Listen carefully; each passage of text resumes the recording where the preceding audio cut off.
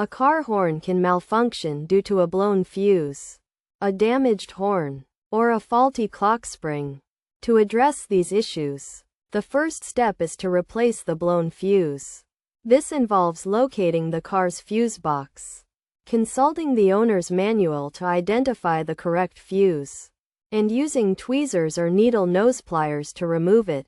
The metal wire inside the fuse should be checked for any damage. If it's broken, a new fuse should be installed. If the issue lies with the damaged horn, it needs to be replaced. The horn is usually located behind the front bumper or grille. To replace it, the battery should be disconnected and the old horn removed. The new horn is then installed by connecting its wires to the car's harness, reconnecting the battery, and testing the horn before securing the wires with electrical tape. After completing these steps, the front grille should be reassembled.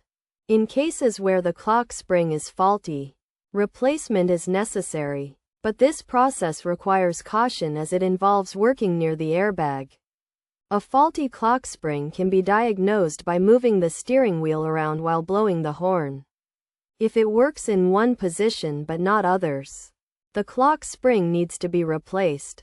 Due to the complexity and potential risks involved in replacing the clock spring, it is recommended to seek the help of a professional mechanic.